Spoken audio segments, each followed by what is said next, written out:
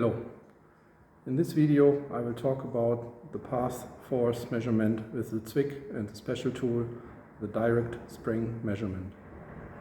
Before we begin with the tool, I want to give a little warning or disclaimer about the machine itself for new users of this Roell Zwickiline test setup. What you see here, this is a force sensor, and these sensors are very expensive. We are talking 4 digits. And you can very easily break them if you do the wrong thing. You basically have two options to manually control the opening and closing of the machine. The first option, which you should never use, is the hardware option. There's a reason why there is a safety cover over these buttons, which you can open and close. Do not use these buttons. Why? Because you can override every setting you did in the software beforehand, including the safety settings. You can press the machine to its mechanical limits, destroying the sensor. The second option and the everyday use option are these software buttons. With these software buttons, you can move the machine within the limits given by the software. All you need to do is press pause, and then you can move the machine. And the speed at which this machine then moves, you can set in a pop-up window in the software. This is what the pop-up window for the manual speed looks like. 20 millimeters per minute is certainly for very small movements in final adjustments. But you can use the slider or manual input to adjust this setting. If I now open the machine, I have now set 200 millimeters per minute, and I have pushed pause beforehand, and now I open the machine, and this is 200 millimeters per minute. And maybe you can hear it. It slowly starts and then accelerates to the speed you set. If you do it in this way, you have all the safeties engaged. You have the maximum force setting, which is set in the software, guarding the sensor from overpressure and thus braking. So the software buttons are definitely the way to go. Let's introduce the tool itself. You have several parts. This larger part is the bottom side. The smaller part is the upper side. Then you have several of these inserts for the different sizes of the press fit pin. And you have 2 of those centering domes. The upper part is fairly easy. It's a simple holding device for these inserts and has no other function than connect this insert to the machine itself. The lower half of the tool has 2 functions. It's again the holding device for the insert, and it also is a means of adjusting the upper half and the lower half towards each other using the centering domes later on. If you open 2 of these 2 screws with the large holes around them, you can then move the upper plate on the bottom side, and therefore with the pins inserted you can adjust the upper half to the lower half. I will show that later on the machine itself. I've now mounted the tool onto the machine. You see the big half on the bottom side and the smaller half on the top side. Up there is a sensor. You can also see that I inserted these domes. Both top side and bottom side have pre-made holes for these domes. And I also loosened this screw and on the other side this screw, so that the plate on the bottom half can move. And we will now use the machine itself and the 2 domes, this is in combination with this loose plate, to centerline the top half and the bottom half of the tool exactly towards each other. Now I've roughly adjusted the plate so that the domes can find the holes in the top part. I will now adjust my speed on the software so that it's not too quick.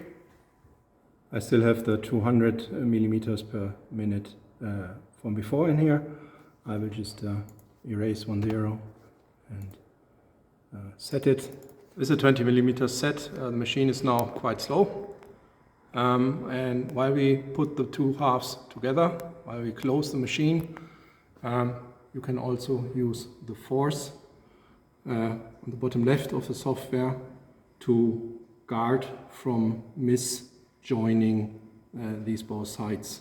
So this is probably very hard to film on the phone, so with one hand. So you probably won't see this in this video, but keep an eye on this force. If it gets too high, something is wrong. So the plate is adjusted, the software is set to a very low speed setting. Everything should be ready to close the tool for the first time. So we use the software buttons and we look at the machine. And while I do that, I keep an eye on the force. The machine closes very slowly and the force is not moving much. And now I can continue to close the machine until it's almost fully closed.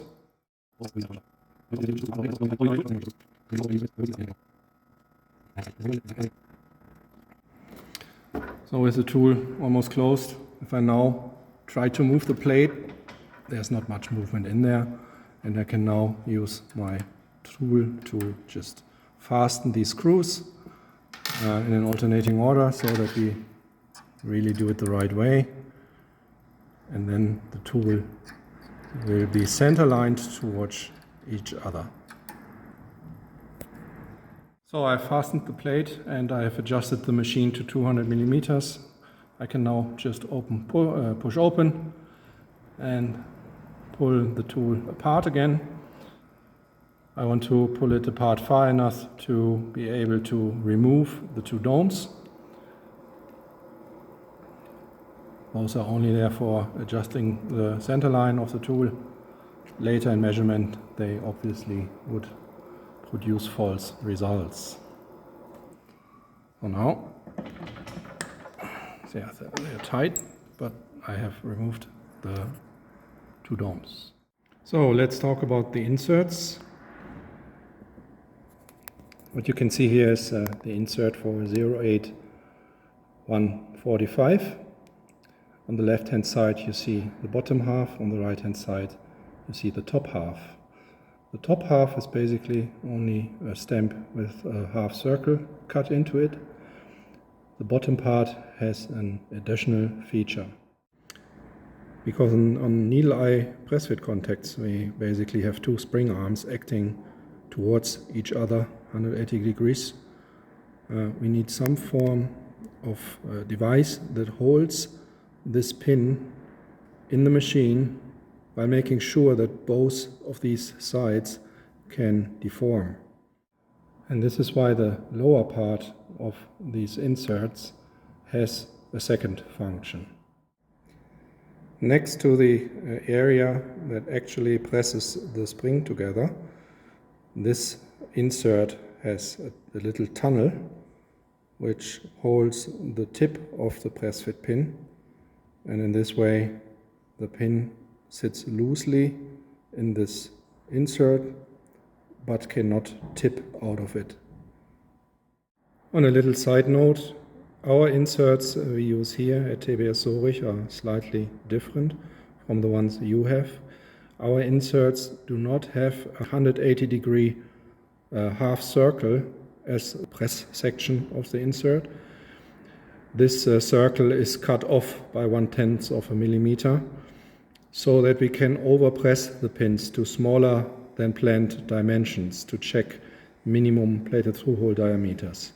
For the purpose you need this machine for serial accompanying quality assurance, you really don't need this feature, and this feature complicates the zeroing of the machine a little bit and introduces user influence, manual influence into the measurement.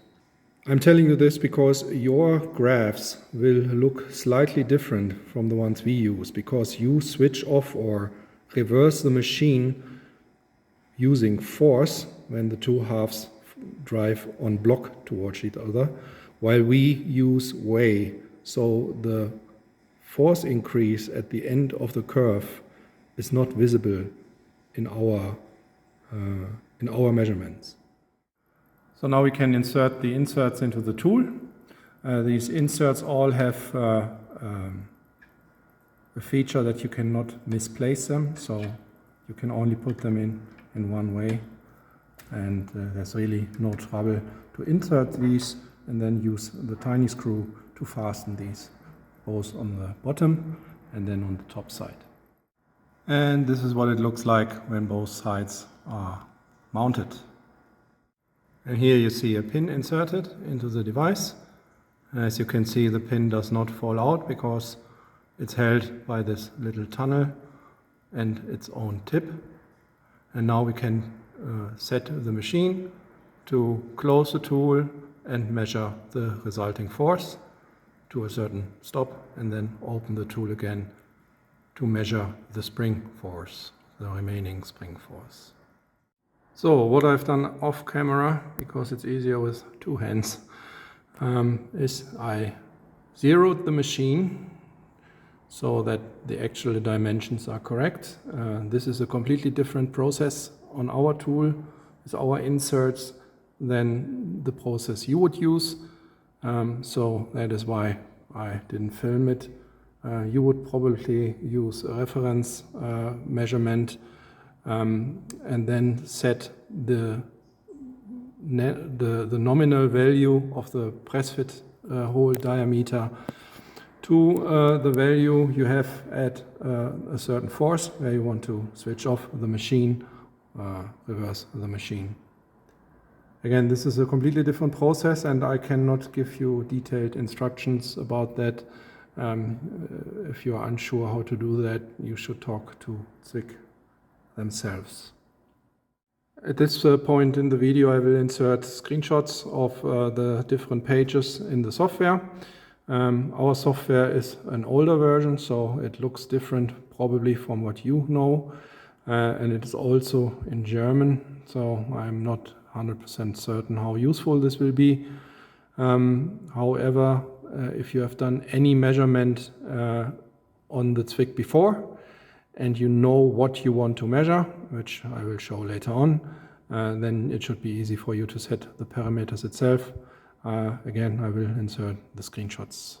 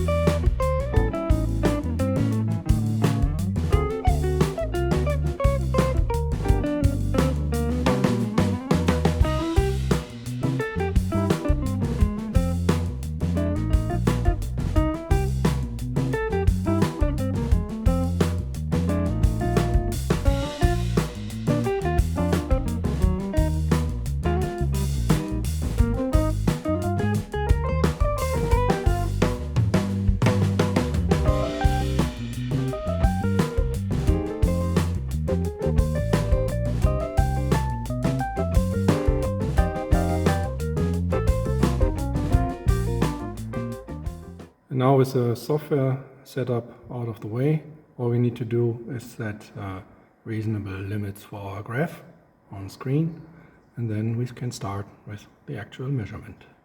So here we go. I have a tool set to a distance which is reasonable, just enough to be able to insert a pin. I have a pin inserted, and this pin is not jammed in very tightly.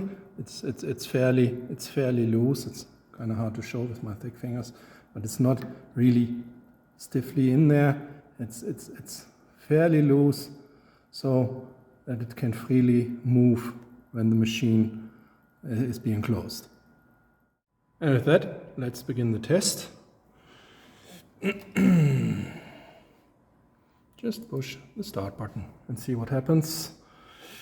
The machine will now close and the graph will start to paint. We go to 1.45 and open back up again, and we get this graph.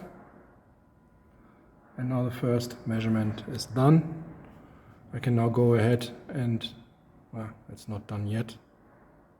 I can now go ahead and adjust the graph to better settings so that it's not so much condensed.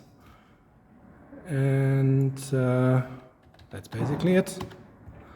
We now have a force distance measurement of a EloPin 08145. And what we suggest to do is to save this graph, maybe repeat it a couple of times.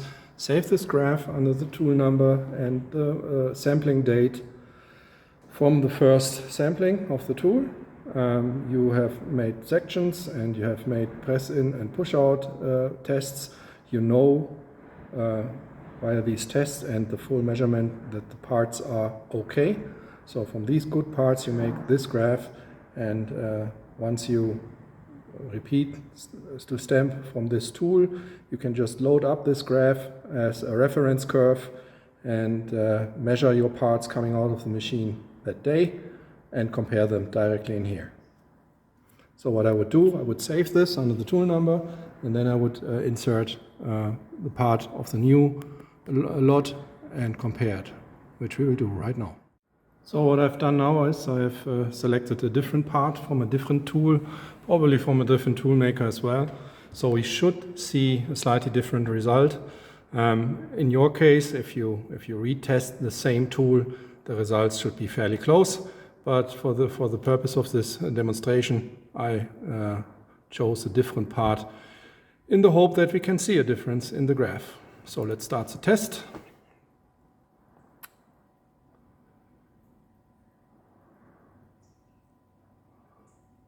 And yes, this graph looks completely different.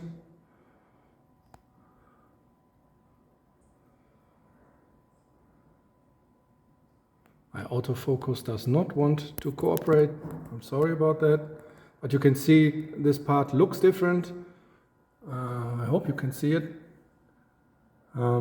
I will make a screenshot and insert it in the video and probably cut this out and talk over the screenshot. But this part may not be okay. I have no idea, I just randomly selected it. But you can see, you can actually really easily see differences between parts. And should your tool change, should anything in the tool change, or you select the wrong material or whatever else may happen, you will see the difference in these graphs. And because you can do this test without plating, this is such a good and easy method to really take some pressure off quality assurance. And this concludes my short video presentation for this special Zwick tool. I hope you enjoyed and have a good day.